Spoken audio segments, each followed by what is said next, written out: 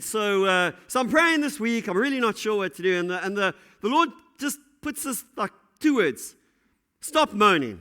Not me, as a like phrase, title, theme. I don't know. I think, Lord, what do you mean? Stop moaning. And anyway, I hope it'll become clear to you, because we do moan. We moan when we finish the game we should have and could have played better. But well done to the Irish anyway. They're number one for a reason. And we know, there's some of us that see the glass half full, and there's some of us that see the glass half empty. Some of the people that just see a good thing even in the worst of news, and the others that, man, I tell you what, the rain, it's going to fill our dams, yeah, but it could cause flooding as well. And it's always a moan and a grumble and so on. That's not obviously what we want to talk about. Rather, to talk around how, on perhaps the bigger things in life, the spiritual things, we can so often and easily default to moaning and grumbling. When things don't go away, when our prayers aren't answered, when God's delays seem like they're just carrying on and on and on, and it's just rolling over, and we're not really sure where God is, and it feels like He's left the building, and it feels like the situation is just getting worse and worse and worse, and sometimes we are prone to grumbling and to moaning. Some of us do it out loud. Some of us, it might just be a feeling in our hearts. We just, oh no, where is God? I don't know. And we wrestle with ourselves. We might even be bold enough to tell God all about it. And I think it can also spill then into how we respond to what's going on around about us. As you heard from Sarah, Syria is a very hard place to live right now, let alone be a Christian and be a Christian witness, despite the fact that there are so many incredible opportunities. And sometimes I think so easily we fall into, here in South Africa, grumbling and moaning about everything that's wrong. I was driving on Friday afternoon and stopped at a robot up Cape Road. I must have been coming to the ladies' thing to serve, of course. And stopped at the robot, and I heard it was obviously 5:30, 4:30. I heard the news comes on, and I just heard this: Eskom announces, and my heart sank. I thought, what is the stage 6 for the long weekend? Eskom announces there'll be no load shedding for the long weekend. Yeah, so I'm going I was so shocked. I didn't know what to do, but I kind of just looked to my right, and there was obviously a lady in the car, and I presume that she was listening to the radio as well. She went, and I thought, what a sad state of affairs that we've got to a point in our country where we celebrate, where we can have uninterrupted electricity for a whole long weekend.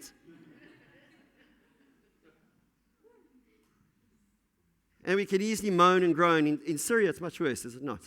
And there are parts of the world that would love our sort of load shedding schedule.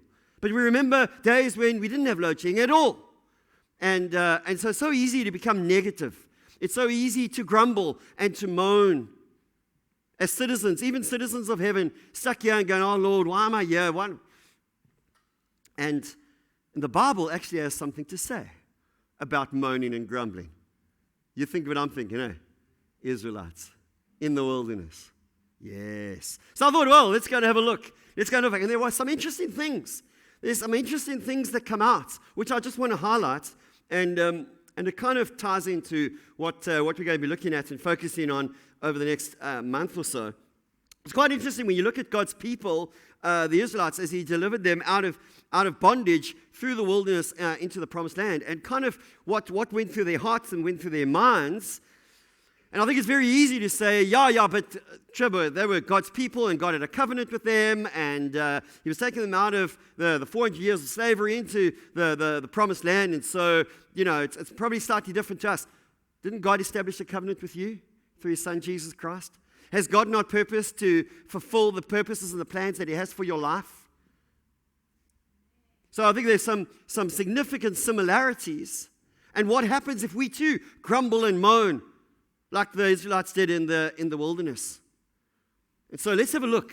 Let's just have a look at how it unfolded. I found this surprising. I mean, I knew they were there, but when I strung it together, there's this kind of interesting evolution in the hearts and the minds of the Israelites. And so we're just going to have a look at a few scriptures that just track something of their progression through the wilderness. So Exodus chapter 15, we'll start there. Exodus chapter 15, verse 24. Now, this is 3 days in. All right? They have seen the plagues. They have seen the miracles that Moses was able to do with his rod and his staff. They have gone through the Red Sea, parted for them, 3 days into the journey. Despite all those miracles, all those signs, God showing up, 3 days in, Exodus chapter 15, verse 24. And so the people grumbled against Moses, saying, "What are we to drink?" Because they came to a place where there was no water. Did they not think that the God who had done all those incredible miracles to get them out of the bondage of Egypt into, on journey to the promised land, did they not think that he could make water as he did come out the rock just like that? But they're grumbling and they're moaning 3 days in. Now, we're tempted to give the Israelites then a hard time. I go, didn't they know? I mean, God, because I was thinking, but when you think about it, they had been in bondage and slavery for 400 years. That's all they knew. You go back 400 years, you're in the 1600s, maybe 1700s. It's a long, long time ago. Probably none of us, well, maybe you can, but I would guess that it would only be the exception. You could even trace their lineage back that long. That's a long, long time. That's all they'd ever known for generations. Before that, Abraham, Isaac, and Jacob. And they knew from their history, God had met with Abraham, Isaac, and Jacob. But then it seems, well, they've just been slaves. There was no formal worship in Egypt. They had this idea of Yahweh. They had this idea of their God. But they weren't really a nation. They were just a bunch of slaves. And so they hadn't really seen God, heard God, until God starts to show up now with the plagues, and he's got a purpose now, and there's the Exodus, and so on. So at a human level, you can probably understand that there was a lot of things they didn't understand. There were a lot of things that were very new to them. A lot of things, this God that all of a sudden it's showing up after 400 years. It wasn't like he wasn't there. It's just like now he was showing up, and what are they to make of this? And so it's not sometimes too different to our story and our journey, where my God might call us to faith, and God might call us to stepping out, and we might have an expectation or a thought of what it might be like, but it could actually turn out to be quite different. We're going like, God, is this you, and how are you leading, and so on, and so it's probably understandable that they were wondering, and they were grumbling, and they were moaning. It's hot, it's dry. 3 days in, we don't know what to do. Where are we going to get water? At least in Egypt, we knew that we were going to get water. We knew that our days were pretty set. So, no, that's just the start. Chapter 16. Just turn over the chapter. They're moaning again. Chapter 16, verse 2 and 3. In the desert, the whole community grumbled. They've gone on now a little bit longer. In the desert, the whole community grumbled against Moses and Aaron. The Israelites said to them, "If only we had died by the Lord's hand in Egypt. There we sat around pots of meat and ate all the food we wanted. But you have brought us out into this desert to starve this entire assembly to death." You know what happens when we don't check our emotions and our moaning and our grumbling? Like, Lord, where are you? Lord, I don't understand. Lord, why is it so long? Lord, why is all this happening to me? If we don't check that, what's going to happen is we're going to start to look back, because we think that the past was better than the present circumstances that we're living in. Okay? You've heard it said many times as South Africans about the good old days. We're always quick to put apartheid in. Apartheid was wrong, but you know what? At least we had electricity. At least we didn't have to worry about water. There seemed to be a lot more law and order. Or you've heard it said, Christians, they become, saved and they're walking with the Lord now. And you've heard some people say, it was just a lot easier before I was a Christian. I didn't face all the temptations, all the challenges, and that I'm glad I'm saved. Glad I'm saved. But it just was so much easier back then. I didn't have to worry about all this stuff. Or you're stepping out to trust the Lord, and you hit all these headwinds and so on. It was just easier when I was just coasting along. And now that I'm pressing into God, all this stuff has come against me. The danger is, as long as you're looking back, you may well miss what God is doing in your present. As long as we're looking back, you may miss what God is doing now. And if you miss what God is doing now, then you will certainly miss what He's doing and planned for you in the future. There's nothing wrong with looking back and so on, so long as you don't get stuck there. The Israelites now became fixated with going back to Egypt. Let's just go back. At least it was predictable there. It was, now we're walking through this desert. It's hot. We don't know where we're going. So they carry on. They get to Sinai. And then the law is given. Moses is up there for 40 days and 40 nights. And in chapter 32, Exodus 32, let's see what happens now with the Israelites from verse 1. And when the people saw that Moses was so long in coming down from the mountain, they gathered around Aaron and said, "Come, make us gods who will go before us. As for this fellow Moses, who brought us up out of Egypt, we don't know what has happened to him." And so they brought their jewelry, burnt it down, and fashioned a golden calf. Now remember, there wasn't a Baal. There wasn't, they said to Aaron, make God like visible to us, or the gods visible to us, so that we can see. Because it's so much easier to see what you worship in than not. And so they were just confused, perhaps, at best. Not good. But they now try to fashion out this god, calf. Now they come and worship and so on. See, here's what happens when we grumble and we moan, we're not seeing God come through. Isn't it interesting what they say? This fellow Moses, we didn't like him in the first place. In fact, we heard a rumor that he killed somebody 40 years ago. Buried him in the sand. This fellow Moses. What's he doing up there the mountain the whole time? I mean, despite the fact that at the bottom of the mountain, they could see the lightning and the clouds and the thunder, they could hear the voices that clearly spoke of some supernatural event happening. No. No, we're down here, we're bored, grumbling, moaning. See, when you're at the bottom of the mountain, grumbling and moaning because you haven't had your breakthrough yet and God hasn't come through, the temptation will increase to find something that does give you purpose and does give you some meaning and does give you some happiness. When sometimes the battle is long and you're not sure what God is doing and you're going through challenging times, as we all do, the temptation is to slip back then into going, well, what does give me pleasure? You know what? I'm just going to, on the side, just focus on my business to amass my wealth because at least that makes me happy while God is sorting out stuff for my life.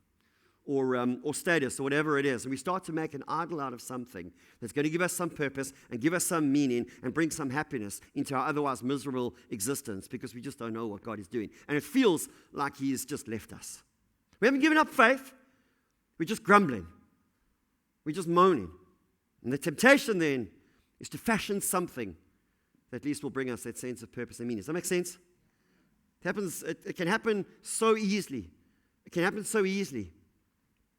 I've seen it, this just one, I've seen it a few times where otherwise good Christians, love the Lord, found themselves ending up in a very unhappy marriage. And I've seen this because I've spoken, they've shared with me and articulated this to me. That they know, it was going nowhere and they're praying and it just wasn't coming right. They didn't understand that. And they ended up having an affair. Not because they thought it was right, but just because, they just didn't see God working in their marriage. And so they thought, well, on the side, I'll just make something else an idol that at least brings some sense of happiness. One of the most staggering stories in the Bible is the golden calf. How the Israelites at the base of the mountain, despite the fact that they could see all that was happening up on the mountain, decided to go and fashion out this calf. But the reality is, it could happen to every one of us. It could happen to every one of us. So it carries on. So they move on from Sinai. They now have the law. They get to the edge of the promised land. And we'll pick it up in Numbers chapter 14. Numbers chapter 14. Moses, as you know, in chapter 13, sends out the spies. So they're now on the eastern border of what was the promised land. And so they now send over the spies to go and spy out the land. And they come back, and you remember the story. Joseph and Caleb, not Joseph, Jacob, not Jacob, who's the other guy? Joshua, it's going to get there in the end. Jake, John, no. Anyway, so Joshua and Caleb come back, and they say, yes, there were giants, there are all these tribes, we can take them, God is with us. The other guys, they're terrified. No, we can't. And they now speak to the rest of the group, and this fear just goes like a wildfire through the camp. And the Israelites are overwhelmed, and they're right on the edge of their inheritance. They can see it. They've got a good report. They brought back some of the produce of the land. The only problem was giants, other tribes with chariots. So, Numbers chapter 14, verse 1. That night, this is now the report. Now, this is the response of the people. That night, all the people of the community raised their voices and wept aloud. All the Israelites grumbled against Moses and Aaron and the whole assembly and said to them, if only we had died in Egypt, there they go again, or in this desert. Why is the Lord bringing us to this land only to let us fall by the sword? Our wives and children be taken as plunder. Wouldn't it be better for us to go back to Egypt? And they said to each other, we should choose a leader and go back to Egypt. They're on the edge of the promised land, and they want to go back. God has brought them thus far. Now they want to go back, and they just want to give it all up. And they show the contempt for God's purpose and plan for their lives. They could see it. They were in spitting distance now of the land of their inheritance. But because there were unexpected obstacles there, now they just, you see, when we grumble and we moan and we allow that sort of negativity to pervade our thinking, it's just going to suck out all the faith we have left. It just is. And you know what? We're going to show contempt for God's blessing. Even the good stuff. We go, thank you, Lord, for my health, but no. Thank you, Lord, that I've got blah, blah, blah. And we just don't see it anymore. We lose sight even of the good things that God has done for us. Do you see just the spiral downwards? Just because they're moaning and groaning the whole way through? But it's more serious than that. And let me just say, obviously, we all have times where we go, God, where are you? I'm not talking about the questions that we have. I'm not talking about, times where we say, Lord, that it's been so long. I've been trusting you for so long. I'm tired and I'm weary. I'm not talking about that. I'm talking about where we grumble and we moan like the Israelites. And we no. I don't want about what God may or may not be doing in our lives or how we perceive it. And we grumble about our country too. How is God ever going to use us if we're grumbling all the time? I'm talking as Christians. If we're moaning and groaning, we are supposed to, of all people, be people of hope. Wherever we go. Wherever we go. So you can hear stories of what's happened in Syria. What do you think? Thank God. Thank God for Sarah and what she's doing in Syria. Why? Because she's a beacon of hope. It's not to say it's easy. And for Mina in Egypt, a beacon of hope. But if we all overcome with our own negativity and so on, we will never take the opportunity to be the light and the salt that we're called to be. But the stakes get higher. In Hebrews chapter 16. Hebrews chapter 16. No, sorry, 4. Sorry. Verse 16. Hebrews chapter 4, verse 16. So this now is the writer to the Hebrews speaking of the wilderness wanderers, speaking of God's people through the wilderness. And you know what he calls them? Stiff-necked people. Stiff-necked people. Hardly a compliment. Stiff-necked people. But this is what God goes on to say in verse 16 of chapter 3. Chapter 3. Ash? Hebrews chapter 3, verse 16. Who were they who heard and rebelled? Were they not all those Moses led out of Egypt? And with whom was he angry for 40 years? Was it not those who sinned, whose bodies fell in the desert? And to whom did God swear that they would never enter his rest, if not those who disobeyed? So we see that they were not able to enter because of their unbelief. You see, what they were doing, thinking, just moaning and grumbling, God calls rebellious, disobedient, and full of unbelief. So it's not just a little grumble and a moan. God calls it rebellion, disobedience, and unbelief. You see, when God might be taking you through something, He's building your faith. That's why He's delayed the answer. And He's building your faith. And you're grumbling and moaning all the time. What are you doing? You're rebelling. There's no other word for it. We are rebelling then against God's purposes in our lives. Remember, I don't know if you remember this advert. I just remember the comments. I can't remember what it was for. Probably for some like spice or something like that. There's this couple that are sitting together. They're just married. And she's cooked him a meal. And this was years ago. And he says, my mom used to make it better. Remember that? They're sitting there, new wife. I just remember, my mom used to make it better. Just nice and soft under the breath, like waiting for the knife to come. But my mom used to make it better. Now, little honest statement there, but here's the reality. In saying that, he's saying to his wife, I have no confidence that you'll be able to meet this or do it any better. I have no confidence. And that, in a spiritual word, is unbelief. I have no confidence, God, that you're actually going to fulfill what you've said you will. I have no confidence, God, that you're actually going to do what your word says. I have no confidence, God, that you're going to be there at the end. I have no confidence. I have no confidence. In a word, it's unbelief. Unbelief. Challenging, eh? Like, ow. I'm just the messenger, don't shoot me. So, it's just rebellious, disobedient, unbelieving people. You see, essentially, what we're saying then is, I know better, Lord. You should have answered me yesterday. That's what I think should have happened. I don't want to go through another journey with you and how long you're going to answer this prayer or come through or all these waves that come against me. No. I know better. This is how it should be. We don't get to do that. We get to submit to Him. We get to follow Him. And sometimes we end up fighting a battle that we think is a battle, but it's actually against the purposes of God in our lives. And we're grumbling and we're moaning, just like the Israelites. They were grumbling and moaning against the purposes of God. What was God's purpose for them? To take them through the wilderness. It's not a long journey to the promised land. That was God's purpose. But because it was hot and dry, and they go a little longer than they thought, they grumbled and they moaned the whole way.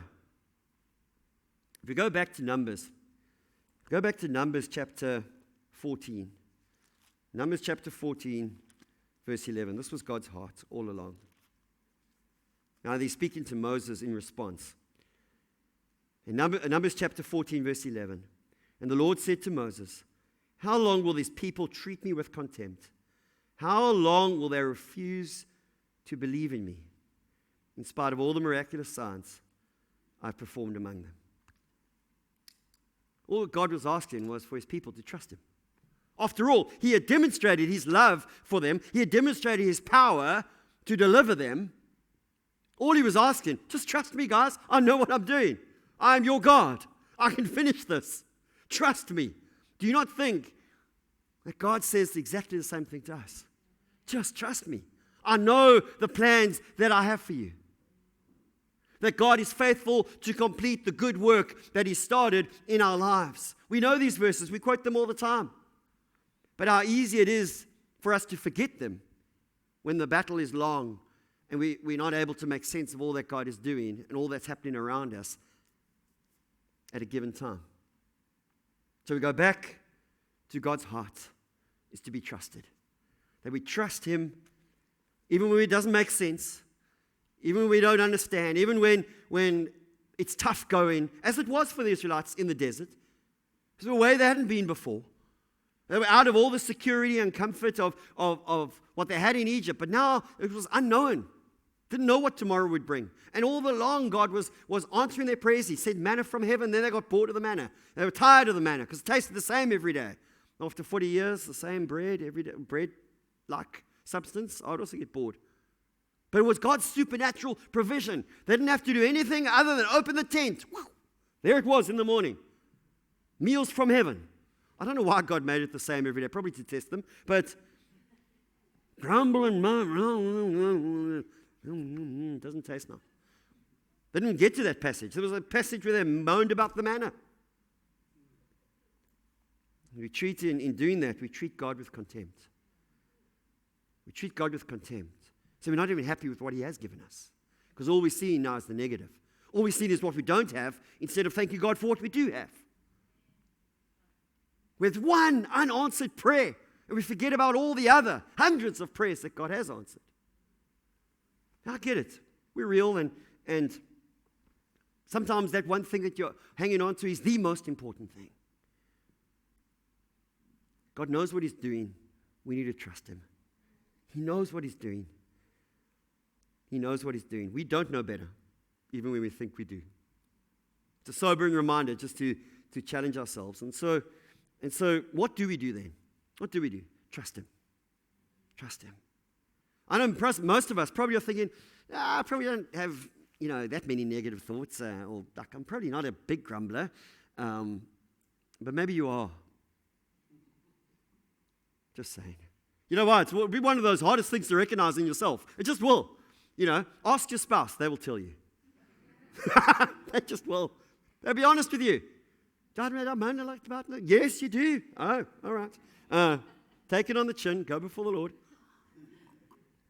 And, probably a lot of us don't see it because we're in it.